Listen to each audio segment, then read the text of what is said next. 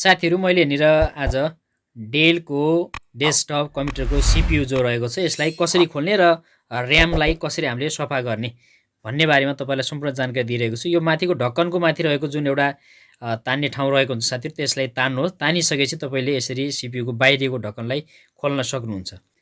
अब साथीहरु यसपछि साइडमा रहेको यो जुन ढक्कन रहेको छ साइडतिरको जसमा डीवीडी ड्राइभ र विभिन्न प्लगहरु लागेका हुन्छन्।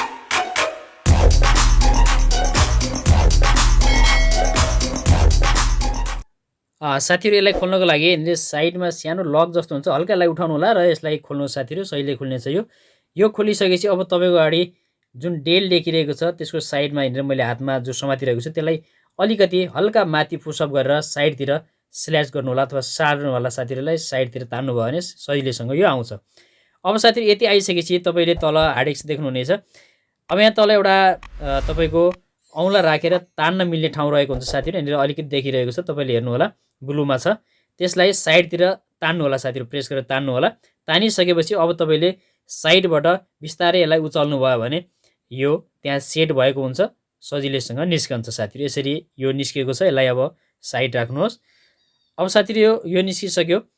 निस्किसकेपछि तपाईले अब तल देख्न सक्नुहुन्छ कि यसमा दुईवटा र्यामहरु लागेका छन्। र्यामको दुईतिर साइडमा रहेका बटनहरुलाई त्यसरी प्रेस गर्नुहोस् र र्याम बाहिर निस्कन्छ। बाहिर निस्किसकेपछि तपाईले यसलाई राम्रोसँग पुस्नुहोस् साथीहरु र सकेसम्म तपाईले इरेजर छ भने इरेजरले यसले राम्रो चाहिँ काम गर्नेछ। यदि तपाईको धुलो लागिरहेको छ अथवा कुनै जङहरु त्यस्तो छ भने त्यो अवस्थामा तपाईले सजिलैसँग यसलाई निकाल्नुहोस् र सफा गर्नुहोस्। सफा गरिसकेपछि यसलाई पुनः त्यसमा राखेर माथि दुई साइडबाट प्रेस गर्नु साथीहरु, दबाउनुहोस्। यो अटोमेटिक जानेछ र लक पनि अटोमेटिक लाग्छ साथीहरु। अब यसलाई लगाउनु पर्ने हुन्छ। लगाउँदाखेरि सेम तरिकाबाट यसको खाँचा जो रहेको छ त्यो खाँचामा राखेर बिस्तारैसँग यसलाई चाहिँ प्रेस गर्नु होला। यो सजिलैसँग लाग्नेछ साथीहरु, धेरै अप्ठ्यारो छैन लगाउनलाई। यसमा कुनै पनि स्क्रुहरु लागेको हुँदैन साथीहरु, खोल्दा पनि र लगाउँदा पनि कुनै पनि स्क्रुहरु लगाउन जरुरत छैन साथीहरु। यो माथिल्लो भागलाई पनि जो रहेको छ डीवीडी ड्राइभर रहेको छ यसलाई पनि हल्का थोरै बीच साइडबाट राखेर अगाडि प्रेस गर्नु होला, यो अटोमेटिक लाग्नेछ। अब साथीहरु रह्यो बाहिरको कभरलाई अघि जुन तरिकाले हामीले लगाएका थियौं पहिला साइडतिरको लक रहेको हुन्छ त्यो लकलाई पहिला घुसाउनुस् र बिस्तारै प्रेस गर्नुस् त्यसलाई एक साइडतिरको लकहरु घुसाएर।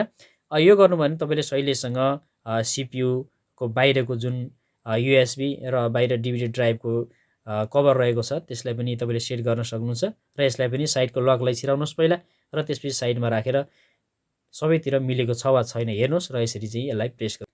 साथीहरु यसै तपाईले पनि यदि र्यामको समस्याले गर्दा फोहोर भएर यस्तो समस्या आएको छ, चलेको छैन भने तपाईले यो सीपीयूलाई यसरी सजिलैसँग खोलेर सफाई गरेर चलाउन सक्नुहुन्छ।